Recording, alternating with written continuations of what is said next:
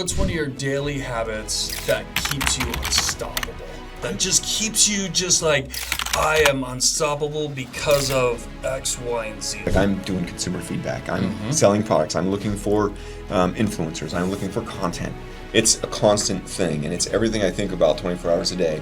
It's hard to be on a job, Monday through Friday, not making enough money, going, I know I can do better, I know I can do something, but I'm too scared to take a chance. The goal is a steady job. The goal is a mortgage and a nice house and things like that.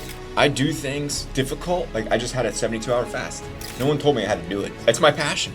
Like I absolutely love it. And I call this my Superman. You are changing the world. Welcome everyone to another episode of Uncommon Edge. I have my guest, Justin Moore. Thank you for coming on today. Thanks for having me. Of Agoge. Agoge, yes sir. See, I got it right. You got it right. I got it right. It means adapt and overcome in ancient Greek. Oh, I love that. I love that. So, the way Justin and I met, we work out at the same gym. And you want to talk about networking and just putting yourself out there. I saw he was wearing the same shirt. And at our gym, the Hive, they sell his product. Well, I've been in the fitness journey of trying to eat clean and do the right thing. And I got to meet the man behind the scenes that actually put this product together. So I want to just kind of go down memory lane a little bit and get everyone kind of a baseline on your past and everything, because we have another thing in common. Not only do we work out at the same gym, but we were also in the military.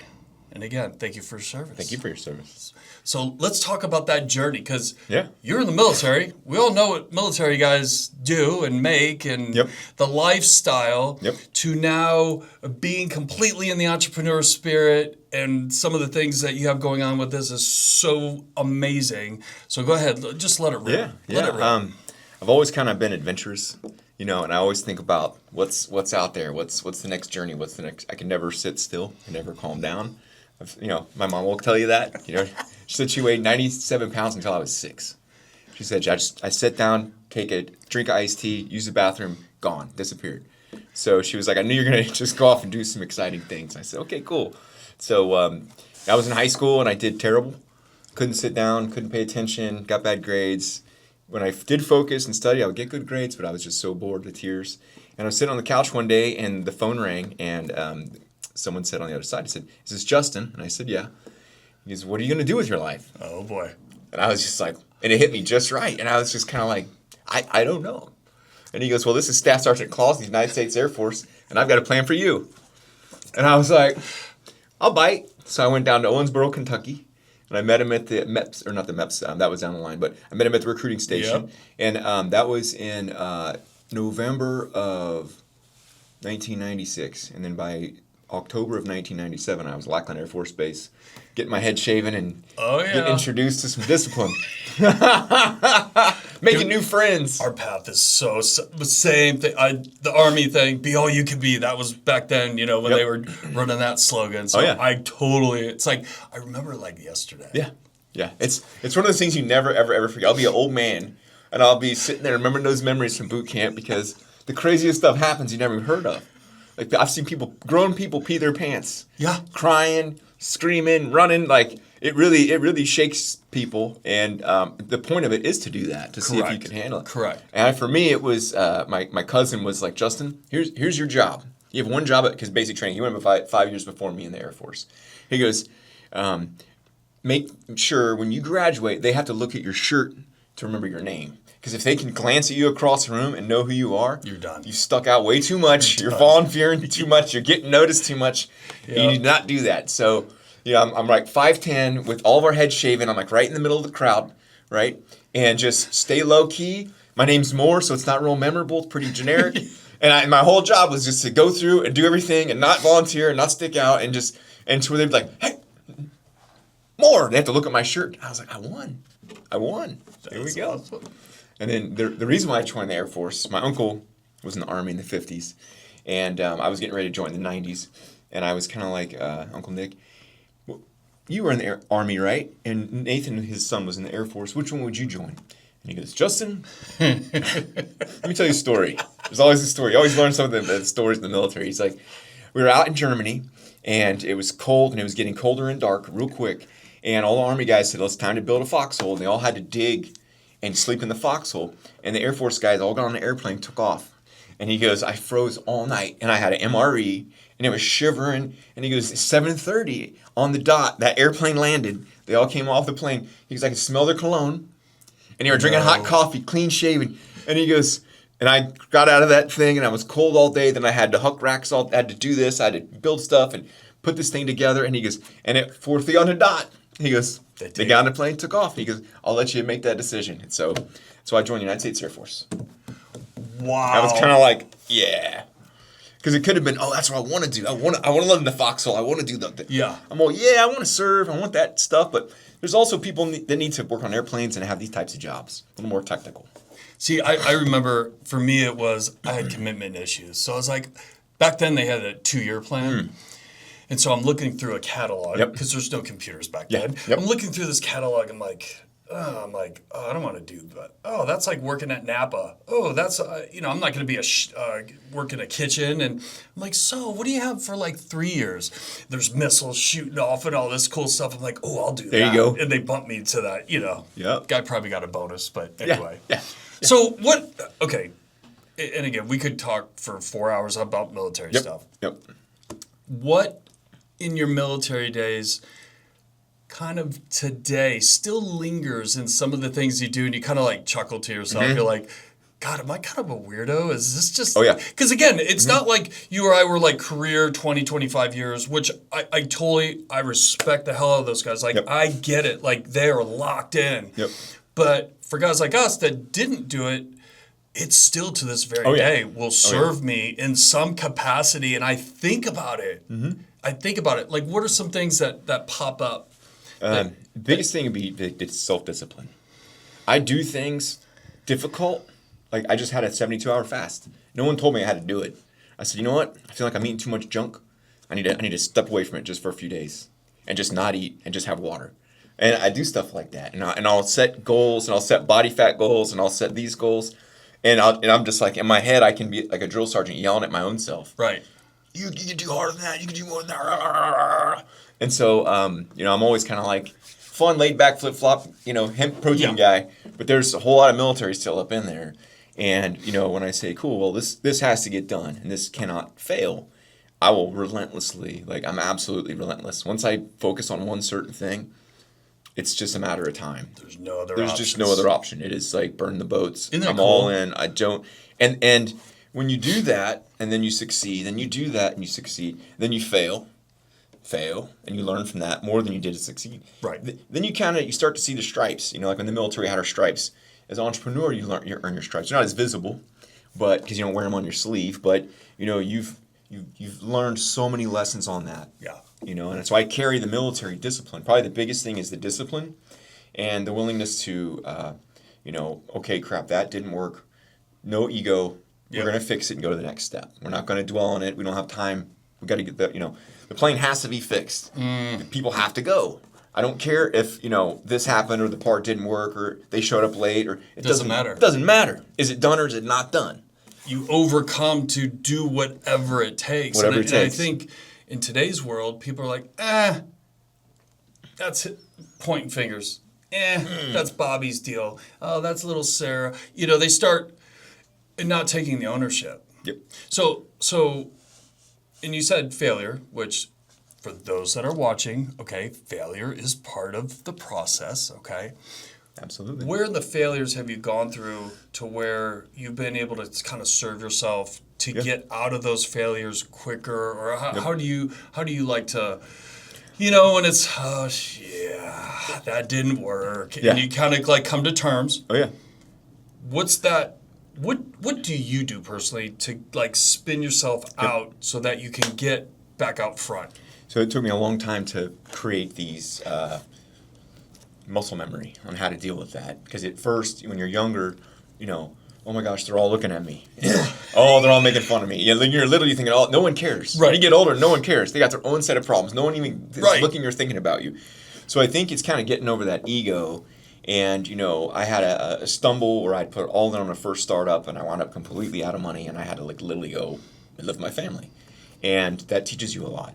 It humbles you. It kills your ego. And then you sit there, okay, cool, well, I took a risk. It didn't work out. What did I learn from that? And so instead of dwelling on it and getting depressed and getting down and out about it, I'm like, what is the 5 things I always tell myself? What is this teaching me? Every time. And then if I restructure that, when something goes sideways or something gets delayed, what is this teaching me? Okay, it's teaching me that these delays can happen, and to next time we need to prepare better for them. Right? Instead of being like, and calling and yelling and screaming, I'm the one who decided to work with you. I'm the one that sought you out. Yeah. It's ultimately my responsibility because I had the idea from the beginning. I brought the people in. So, what I always try and do is stop and think, okay, cool. This is not going to be a big deal in 5 years. Probably not going to think about it. Well, what am I learning now that I can use as a tool in 5 years to prevent? So the goal of an entrepreneur is, at least for me, is the freedom to work with who I want to work with, wear what I want to wear. Obviously I'm going to work 24 hours a day because my mind doesn't shut off and I have no choice. And so what you do is you find something that aligns with your beliefs. So health and wellness, something that's good for the environment, something that it will help farmers. We can get organic. We can remove a lot of the pesticides and herbicides. So that fires me up so that now I get to pick and choose and go to places like the Hive and work there most of the time. Right. And meet with healthy, happy people. So I've created this bubble. Call it what you want, but I've created this bubble in Scottsdale, Arizona, and all Tempe or the whole bit, Phoenix area, of people who are focused on health and wellness, people who are focused on ingredients, people who are focused on working out, doing Pilates and stuff. So the majority of my day, I'm dealing with these such happy people. So you kind of are what you surround yourself with, and it's even with a stressful startup, it's like I can't be down that long. I'm like, look at the life I got to live, and coming from a mechanic. Up on a flight line in Bagram Air Force Base during the war, freezing my tail off, or it was hot, then it's cold, and then don't stand still too long because the snipers are trying to shoot at you, and you're sitting there going like, okay, I'm in Scottsdale, selling hemp protein, meeting cool guys like you, doing podcasts. Come on, man. What kind of problems do you have right now? What's your problem? See, isn't that the beauty? But see, people forget that at one point in time when you were in that phase of your life, you were dreaming about something, okay? You were dreaming about that big life. And I find so many people, they don't take the time to reflect and be present. I'm standing right here, right now. Yes. It's cool in here. We have drinks. We got a little bit of money in the bank. The weather, it's sunny outside. Yeah. It's okay to look back and go, oh my God, look how far I've come. Yeah. We're so focused on this. Yeah. Well, I'm not as good as him, and how come I'm not making this amount of money? And all these things that are in the future that we miss the present, today. Yeah. That's why that day when we ran into each other, it was just like that. Yeah. We just started That's it. I mean, it was a 15-minute conversation. Yep. Shit, we got to get going here. Yeah. It's my passion. I absolutely love it. And I call this my Superman. So I have about 19 of these shirts.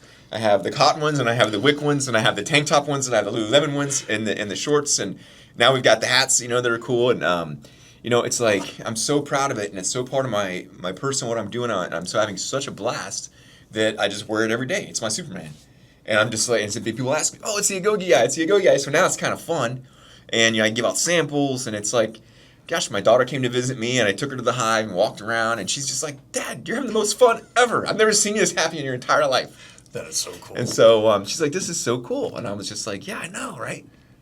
And to think, you're like, I'm never putting a uniform on ever again. And look, you just took me through your whole wardrobe. That's it. You're like, I love this uniform. That's it. That's exactly. Yeah, add that to the list. You might need to get a camouflage one. You know what? We've got a lot of plans. Some, we're kind of getting that next phase and scaling up from there. And there'll be some surprises coming up and some announcements in the next couple months. And new gear will come with it. Like Branded Bills is a local Mesa company. Make awesome hats, doing some stuff with them. So love it. Yeah, it's just, and I love the people here. Because everyone seems so happy here. Yeah. You know what I mean? And so you meet other happy people, and then, hey, I'm doing this, and the protein bliss balls they sell at the Hive, they're using our protein. Nice. Evie's cookies, she has the matcha cookies using our protein. So it's Arizona helping out Arizona and kind of scaling up. And I've only been here 2.5. Well, I moved here full time in January of 23, and I knew my cousin, her husband, my aunt and uncle.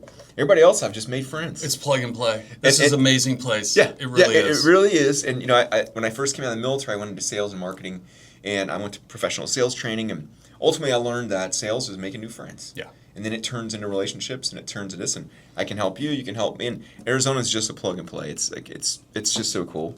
So if you're thinking about moving to Arizona, okay, we know some realtors, by the way. Okay, I'm just saying, and we got you covered on the other good stuff too. Okay, so I need you to explain the story behind this amazing product. Yeah. So just go ahead and just dive deep. Yep.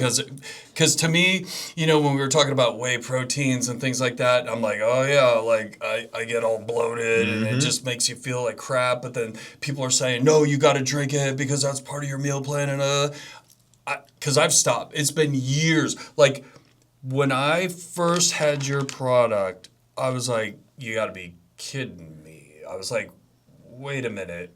That was too good to be true. Maybe it's because I haven't had something like this.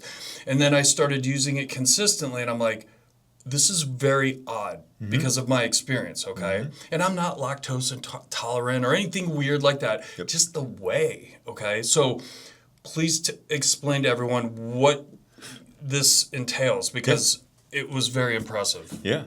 How I got into hemp was in November 2018. I'd left my previous tech startup. And here I was sitting there in December of 2018, and I said, I'm 40. I'm going to start all over again, something new. And I want to start in a new industry where I can be an expert in 5 years. And the 2018 Farm Bill was signed and made hemp federally legal, meaning that grants, subsidies, it's going to be an industrial crop. And so I jumped into the industry and wound up doing free business consulting and learning some expertise, some friends, connections. And then I wound up getting a consulting gig in Nevada. I met a gentleman from Ukraine who had come from California, 20 years of hemp experience and industrial hemp experience in Ukraine. And I spent 9 months in a lab understanding cannabinoid extraction, cultivation, farmers, the whole gamut. We even, he was making hempcrete, like concrete from hemp, like all this industrial stuff. And after messing around with the CBD, because the laws still aren't federally legal for this and for that. And one day we're standing in this warehouse and he's like, hey, those are hemp seeds. That's the best plant protein in the world. And I was like, what? So, I left that startup and then I went kind of on the journey. And next thing you know, I found a company that could make the first MVP of it. I had him order it. And I was like, look, I'm going to take 2 scoops 3 times a day for 2 weeks. And if I have any of those stomach issues, I'm calling it off. You're not going to bother doing it. Nothing. And I was like, oh my gosh. So I give it to my sister who has Crohn's. I give it to the people with the most picky allergens and IBS and everything. And they all report back, nothing. And I'm going, oh my gosh. And you'll love this. Our new tagline on the new coming out is the goat of no bloat. Trademark that. Now, hold on. This is important because we all have these moments where there's this, oh my gosh. Yeah. When you were giving out the samples and you were getting the feedback, did you have that gut, no pun intended here, was your gut going, oh, we got something. I'm on to something. We got something here. What did that do to your mindset as far as fueling it? Where were you oh? It went from, this is viable to time to raise money. Okay. This is viable. And, that alone, that MVP, those bags of that protein to the right person understand the potential in this market. And that's basically what it did was, there was 3 aha moments. One, where I was standing in that factory in Nevada and he was smoking a cigarette and he just pointed at it and he's like, that's the best hemp protein in the world. Or that's the best protein powder in the world if you make it out of those seeds. And I was like, I always thought it smelled bad and tasted bad and it was really grainy. Right. And he's like, there's a way to do it. And so I made a lot of phone calls. I made a couple hundred phone calls, a couple hundred people to figure out who could make the protein in the powder that didn't taste like that, that didn't smell like that. And then someone who could bag it, someone who could get it certified, and then someone who could market it. And we had to raise more money, and then we had to get through certifications and USDA organic certification. And then we won a USDA grant, which is a couple $1 million, and that's what has been funding the company.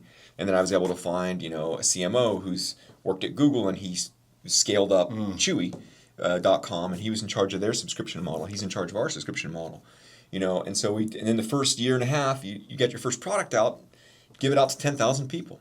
Don't go and spend $1 billion in marketing. Go literally drive around in my old car that I had and give out 10,000 little sample cups to every yoga studio, fitness club, farmers market, everything across Scottsdale, across Tempe, across Chandler, at ASU.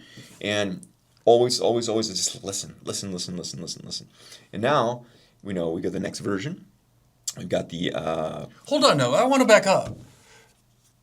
That, you're like, oh yeah, going around. I want people to know, that was probably boots on the ground. It was absolutely... That was hand-to-hand combat. That was me driving around my car. Correct. Putting gas in it with a cooler, and I went through, probably 2-3 events per week for the last a year and a half. Like hundreds, added up. And it's like, you cannot skip that step. Entrepreneurs want to skip that step. Yes. And the only way you can get polished is talking to thousands of people and getting thousands of... So now I can literally spot someone and I can be like, this is what you're looking for. This is your issue. And so even when I'm at a table and I get the bag sitting up and it's a different crowd, they can walking up and I'll be like, only 5 ingredients. And she's like, oh my gosh, I was going to check the ingredients.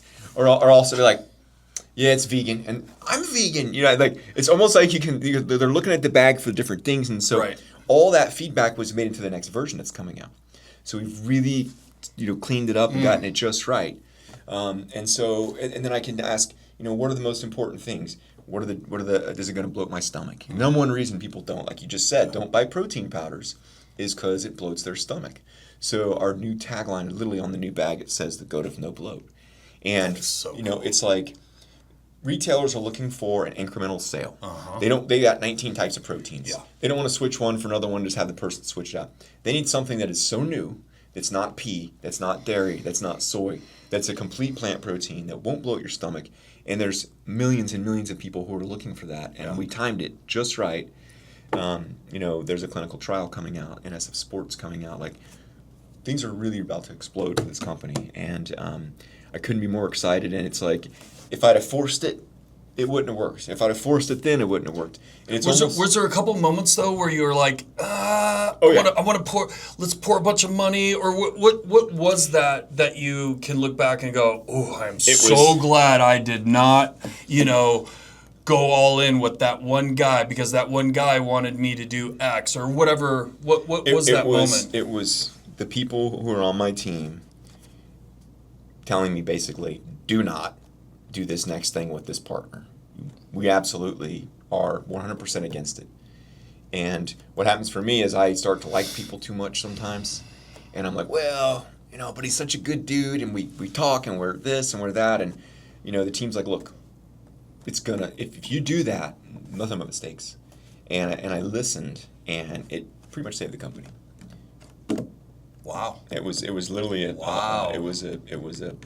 And now another door is open, and since now I have this caliber of person and this caliber of team, it's attracting other calibers at that level. So when I sit there with a team meeting, he's had 4 9-figure exits. Yeah. He's had 2, 8-figure exits. I'm the only one who doesn't have a big exit. So I'm actually... You got to listen. Yeah. Has there been any moments where you've made the decision and everyone else was wrong? Or are you just surrounding yourself with... Yeah. Is it kind of like, all right, I know that this product, what it's going to do, yep. So I only need to take advice from people that have been there and done that? Yeah, it's I'm very fortunate because I was able to secure a relationship through my business school, USC contacts with a gentleman who's wrote a book called Ready, Set, Scale. Stephen Hadley and Zach Lewis, and it's called Scaling Your Business Without Losing Your Soul. And he literally wrote the book on scaling a company, and he came to the company, right when we needed it, and has helped secure our supply chain, lock things up. I mean, really rebuilt almost everything to the standards of someone who has sold multiple companies in that 9-figure space. And so it would be crazy for me to bring someone in like that, pay their contract and their stuff, and then not listen to them. So, and it's like, they're such good, like I call them this guy scouts. Mm-hmm. Where they're like, look, here's the deal. We can go this way, we can go this way. Here's the fallback if we go this and that. You're making the decision. You're the CEO, but here's the lay of the land. Because that's like our, senior enlisted. Yeah. Look, here's the deal. You know what I mean? Like, and you're sitting there going, okay. And so, And then you get to these points where this part is solved at this level, and then this is the best in the business, and this is the best in the business. So I'm stacking the self and the business to where they're the best at that. They're the best at that. They're the best at that. And at an age of where we're about, not even 2 years out in the market, we're moving very quickly. So I've applied a lot of the tech startup, rapid scale, lean, just do it as cheap as you can, as fast as you can. Instead of hiring and spending $50,000 to go do that and, pay them and do the get in your car and go drive around. Talk to them. It's kind of like the Cracker Barrel. What was the logo? What did they spend on that? Millions. Just to make everybody mad. We could have hashed that out in All they 5 had to minutes. do was go to a Cracker Barrel and say, hey, we're closed for a private event. Anybody who wants to be surveyed gets a free meal today. Are you okay with that? And bring them in and get up on stage and say, hey, do you like this new logo? Or are you going to come back if we change this and this? Thumbs up, thumbs down, make a decision. Crazy? We could have done that. We could have done. They wanted $7 million. We could have done it for $1 million. Next time, call us. We'll do it for $1 million. Hey, for a 2-hour lunch, I'll do it for 500. I'll do it for 500. I'll do it for $500,000. And I'll put the presentation together. Yeah. But it's literally, I think they get so disconnected from the consumer. Yeah. And you just can't do that. That's why working out of the Hive, I hear this and that, and I have meetings there and try it out. So you just can't get disconnected from the customer. Okay, so let's back up a couple steps to the guy or girl that's out there that's like, they're on that entrepreneur spirit.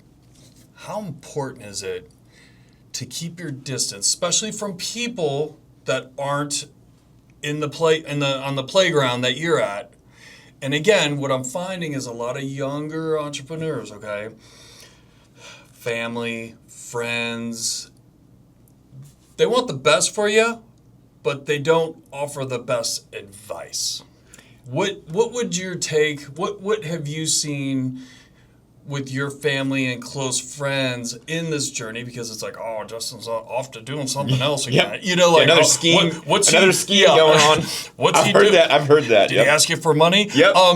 So, what advice can you give? Because here's what happens. I think people don't realize it is a lonely journey. Yes. From the standpoint of, yes, there's people like us that, we have conversations, we make each other feel good because we're on the same level. But then you turn around into your personal life, and it's like, you do want a friend or a family member that you can just you almost go into this little boy mode of Yep. hey, I got a B+ on my math test, and Yeah. oh, I'm so proud of you, son. Yep. So let's share a little bit of that, because I think that's important for people to understand. Yeah. I'm very fortunate because my stepdad, John Jacob, he's a master's degree in business. He's been in business. He became a father of 4 in his 20s. And had tons of responsibility, and he's never been able to just go all in and do a startup. So he supported me financially. I report I'm like, hey, here's this new thing I'm working on. So he's on that journey with me. He says I'm his biggest investment because all the money he has in my different ideas and startups. I love it. But he lives vicariously through Sure. me, and he's seen me grow. And again, this is the kid that was constantly in trouble and detention and suspended and bad grades and. Joined the Air Force, and then got a degree, and then did this, and then got an MBA from USC. And Steve Ballmer spoke at my graduation. He's like, "Did you get the CEO of Microsoft speak at your graduation? You couldn't even barely get out of high school. They passed you. They didn't want you there. Yeah. You didn't pass. They just wanted you gone. They didn't want you back. They didn't want you back." And so it's those journey of maturing and adventures and learning how startups work. But I think that you really, really, really have to figure out if this is something you want to do. If you're willing to put it in and put the time in and make the sacrifice and not have the social time, and I built this company because in my events, I get to go to events all weekend. I got to work all weekend. That means I'm hanging out at yoga studios or pool fitness events, wellness events. Everybody's happy, healthy doing this thing. But, it really is those things where I am actually working. I'm doing consumer feedback. I'm selling products. I'm looking for influencers. I'm looking for content. It's a constant thing, and it's everything I think about 24 hours a day. And it is a lonely place because there's no room in my life for a partner right now, and there hasn't been for a few years. Yeah. And even seeing my own kid is a couple times a year, and so there's a lot of sacrifice you have to make. Yeah. And you have to really sit down and go, is the life that life I want, is it worth going through these steps to get there, because it's going to be a journey, you know, and there's going to be a lot of stuff that comes and goes and moves and grooves, and, you know, I wouldn't change it for a bit, you know, because the journey I've had, I just, in the back of my mind, I was just like, I can do this. You know what I mean? Well, and again, like, I love that saying, choose your heart. Yeah.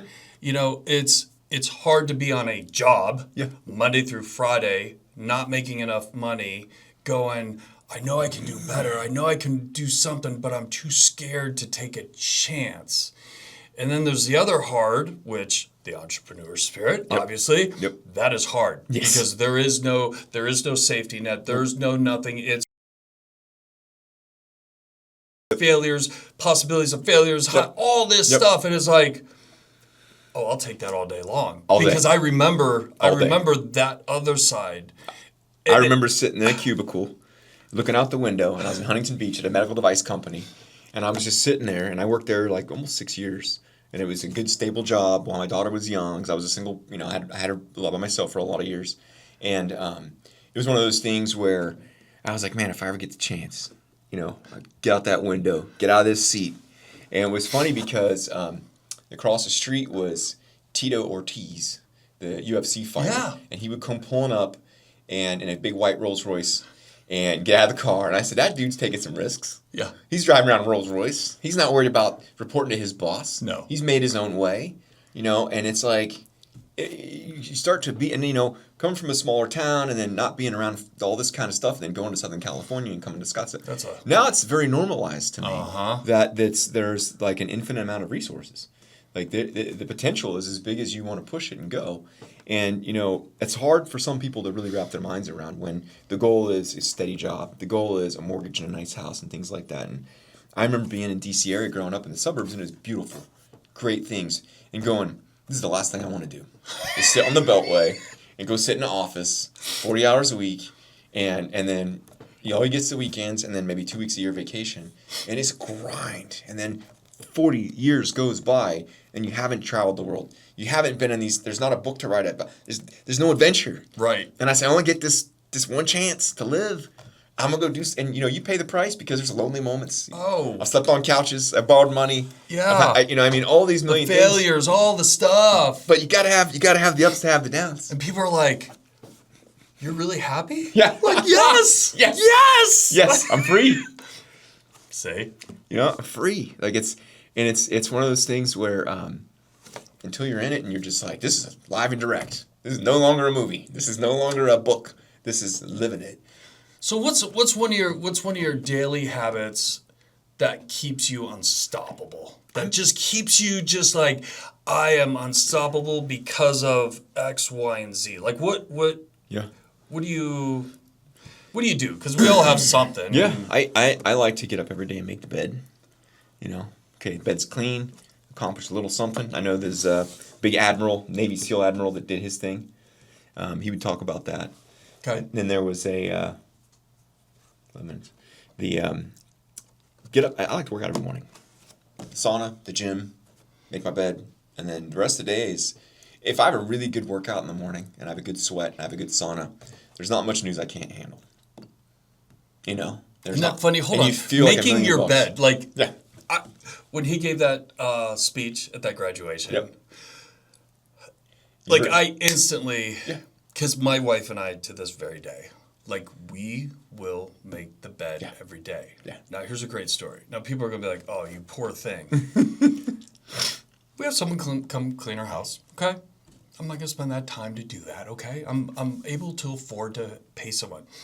So on those days, guess what? We get a get out of jail free card. We don't make the bed because someone else can make it. Okay, it's kind of like, oh, that's part of like, you know, the fun part, right? Well, 2 weeks ago, she canceled or something, flat tire, whatever, and literally we came home, and I'm like, man, that bed's messed up. This looks really, like, this feels very odd. Yeah, something going on here. I'm like, I don't like the way it's making me feel. Yeah. Now, people are probably going, Dave, you're a weirdo. I don't care. But see, those are those things that in your mind, if you can't make your bed in the morning, what else aren't you doing? Yeah. okay? It's that form of discipline that goes way back. Yep. Because how many times was your bunk not made when you were in the military? Come on. No. You know, and it's just that one thing that's ingrained Yes. because that's a win. Yes. That is the stuff. Obviously, waking up. Got that done. Waking up, number one. There's good one. other people that aren't waking up. So I'm already ahead of the game from the guy that didn't. Yes, sir. And then you make the bed.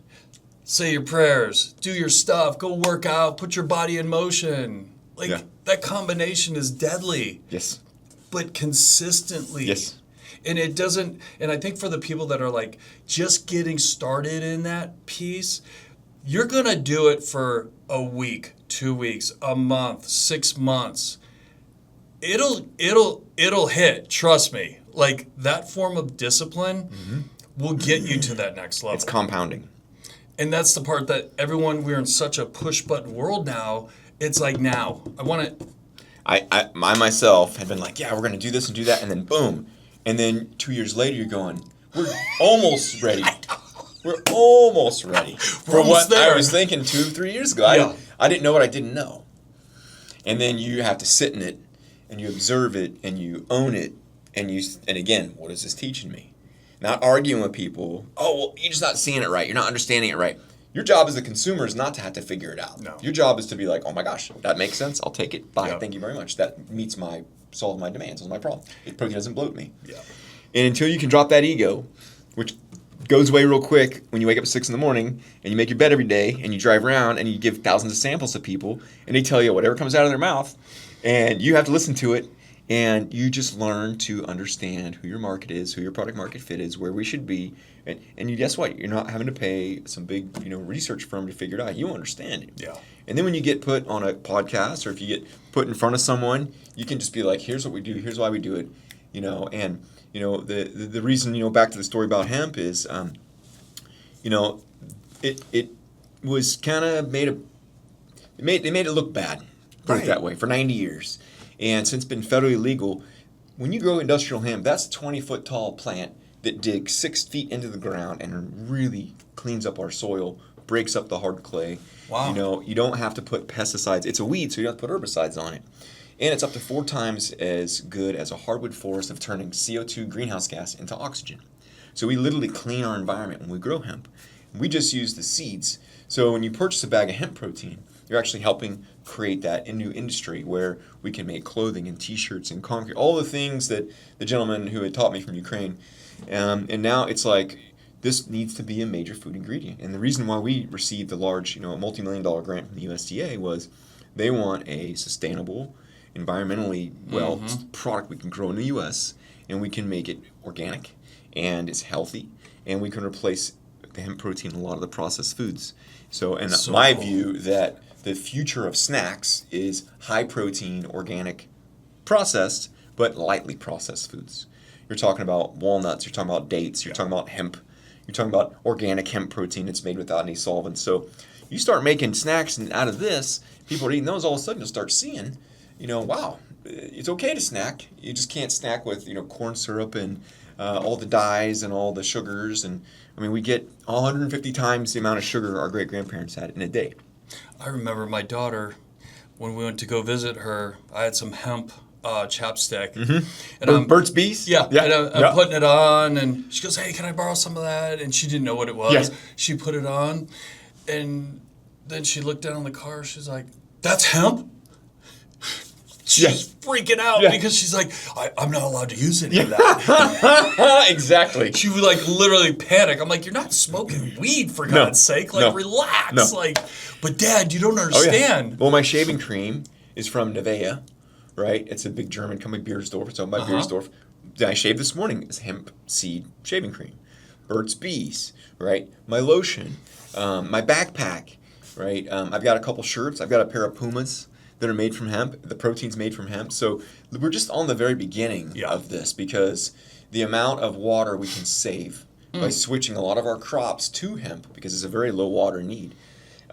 We could say, especially in Arizona, we could save hundreds of millions of gallons of water by moving to hemp from some of the crops that are much more water. And so that's eventually my vision and my goal is to tie it all back to the sustainability in Arizona. So You could change the world. You are changing the world. Hemp's going to do a lot for us. Hemp's going to do it. It's our, like, you know, there's AI that's happening in technology and in manufacturing. What can we do with hemp is we can absolutely, because our soil dies, it's dirt. Right. We're done. There's no coming back. So we have to use hemp as a bumper crop. Even if we use it in between the soy and the corn, as long as it's organic, we're going to make that corn better, the soy better, the air better, the soil better. That's the beauty of hemp. Such a cool story. That's why I named it Agoge, Adapt and Overcome. Okay, so if someone wants to get a hold of this product, let's go ahead. Let's tell Yep. how to, and I'll put some information Sure. down below, but how do they get a hold of you? Yeah. What's the easiest way? If agoge.com is our website, and then try Agoge, that's how you spell it, Agoge. Try Agoge, our social media handles for all the social medias. You can order it through there. If you're in Scottsdale, swing by the Hive, pick a bag up there.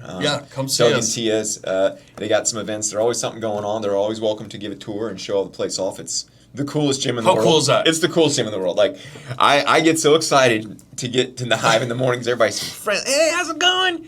The light therapy and the sauna and the red light and this and any modality that you want of wellness is there. They have a nurse practitioner on staff. They've got everything, compression for your legs, every machines I never even seen before.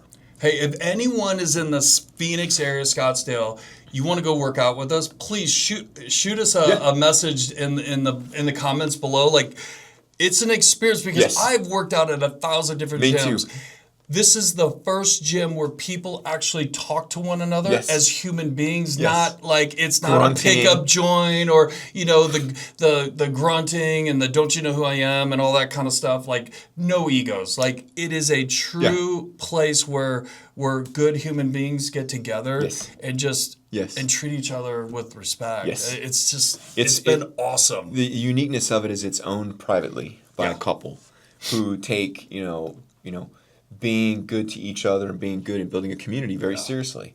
And there's a lot of married couples who are running it, and so they I call it policing it, but it's not like, hey, you're not supposed to do that. It's like, hey, this is how we treat each other here. This is our culture here. Yeah. We're respectful, we're kind, we're nice, we have a lot of fun, but we don't play that game because there's a million other gyms. If you want to go be a douche, Yeah.